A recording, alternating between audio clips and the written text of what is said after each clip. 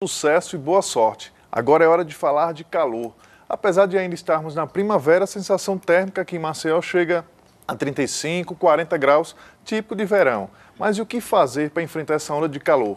Aqui no estúdio eu converso com o Dr. Elvio Ferro, que é médico clínico. Bom dia, doutor. Bom dia. Então vamos falar um pouquinho sobre essa onda de calor que está aqui em Alagoas, aqui em Maceió. O calor, ele só prejudica a saúde ou não? Não, também ajuda? Ele ajuda, lógico, né? Ele ajuda e também prejudica. Depende da questão, se for em excesso, vamos ter prejuízos à saúde. Tem uma influência muito grande, mas na dose certa ele é extremamente necessário. Você chora de estar com o corpo quente, o corpo frio, a gente está na rua, chega em casa, vai direto para o banho, vai tomar banho, tem aquela história, não entre no banheiro agora que está quente, sair, prejudica também? O ideal é que você não tenha a questão do choque térmico, né, das diferenças muito grandes. A gente não tem essa dificuldade tão grande aqui, mas a gente tem que se prevenir. O bom seria que tivesse mais um equilíbrio, porque o organismo gasta energia para fazer esses equilíbrios de temperatura, né? Porque nós temos os centros de regulação de temperatura, principalmente a nível cerebral, que ele responde e manda o organismo responder de uma maneira diferente para cada situação externa, né? E o que dizer do ar-condicionado? A gente aqui no estúdio está bem frio, lá fora calor, a gente está no carro, está no ar-condicionado, quando sai, isso aí também esse prejudica? Choque térmico, ele prejudica mais, principalmente para quem já tem, por exemplo, rinite alérgica, sinusopatias, a sinusite, né, a famosa sinusite, pode levar a justamente essa mudança de temperatura, a exacerbação do quadro, com um aumento de secreção nasal, que é a coriza, em algumas situações até se você tiver a defesa diminuída, pode evoluir para um processo infeccioso de vias aéreas superiores. Qual a quantidade ideal de líquido para ser consumido aí, principalmente aí nesse tempo mais quente? No verão, o ideal é que nós consumamos bastante líquido. Tem alguns estudos que mostram em torno de 8 copos de 240 ml durante o dia todo, mas é em torno de 1,5 litro a 2 litros.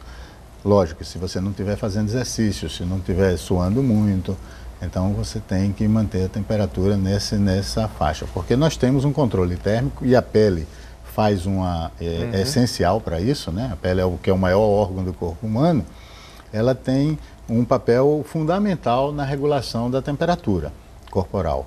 E a gente sabe que tem um mínimo de temperatura e o máximo. E os problemas todos o que levam em conta temperatura e umidade relativa do ar, né? Mas esse líquido aí, as pessoas podem o quê? Tomar um suco, uma vitamina? Suco, vitamina, sorvetes, né? Nessa época aí do verão, chegando cerveja, verão, refrigerante. Uma cervejinha também, se puder tomar, né? Com moderação, né? E não dirigindo, também está recomendado. Agora, bastante líquido é muito importante.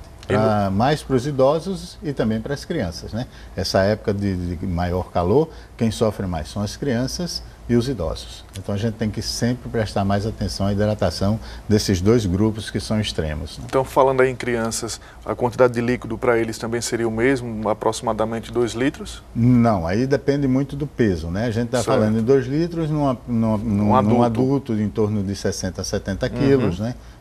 A criança é um pouco menos, mas tem que estar bem hidratada, né? Sempre oferecendo água, suco para as crianças, tentar evitar os refrigerantes, né?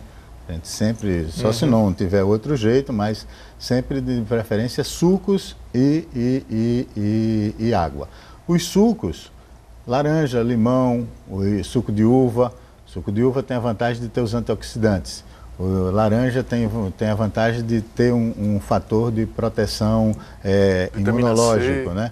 Não é só pela vitamina C, não. Ele tem substâncias, e também o limão, que dão uma proteção imunológica às pessoas, de uma maneira geral, né? Então isso também ajuda bastante. Quais são os sintomas mais comuns aí com essa onda de calor? Dor de cabeça, febre?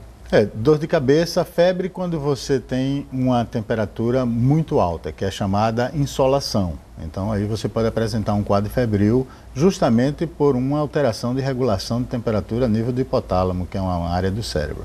Mas normalmente o que você tem é mal-estar, uma dinamia, ou seja, aquela fadiga, sentir o corpo muito cansado, né? Então, esses são os sintomas principais. E o que fazer, então, quando aparecer essa dor de cabeça, esse mal-estar? Primeira coisa, hidratação. Tomar líquido, porque na maioria das vezes você está desidratado e às vezes uma diferença muito pequena de temperatura para mais, você pode desidratar um pouco e sentir cefaleia, que é a dor de cabeça. Tomando líquido, normalmente essa dor de cabeça vai melhorar sem a necessidade de tomar analgésicos, né? Então, a hidratação, banhos, a proteção da pele, que é muito importante, né? Por causa, principalmente do câncer de pele, né? Então, nessa época de calor, se você já tem algum caráter familiar de propensão a ter câncer de pele, então tem que se proteger com os protetores solares, e sempre que sair à rua com o protetor solar, mesmo que não esteja com muito sol, porque a nossa temperatura também aqui, como a gente tem o vento nordeste soprando constantemente esse período do ano, a sensação é diminuída, como se você não tivesse tendo tanto calor por causa da brisa, né? Mas isso aí é muito ruim porque nos engana, né? No caso da alimentação, as pessoas estão na praia, muito calor, termina comendo algum sanduíche natural, tem maionese, de repente não foi daquele dia, algum caldinho. Exatamente. Então a alimentação tem que ser uma alimentação sempre que possível, a mais saudável, vamos dizer assim, recente e de preparação. Se você puder estar olhando a preparação, melhor ainda, né? Evitar muitas frituras, as gorduras e dar uma preferência aos alimentos naturais e alimentos que não sofram a deteriorização com o calor, né? E com armazenamento. O grande problema também é o armazenamento, né? Nessas áreas de beira de praia. Então tem que ter muito cuidado nessa hora. Tem que ter muito cuidado. Ok, doutor, muito obrigado pelas explicações aqui aos nossos telespectadores. Eu estou à disposição e eu que agradeço a vocês a oportunidade de estar passando essas informações de uma maneira geral às pessoas. Muito obrigado. Ok, então no próximo bloco eu converso com a banda que participou recentemente do SWU, um dos maiores eventos de música do país e que une preocupação ambiental e rock. Também tem agenda cultural e a entrevista com Seu Machixe, uma nova banda sertaneja. Não saia daí que o Feito Pra Você volta já.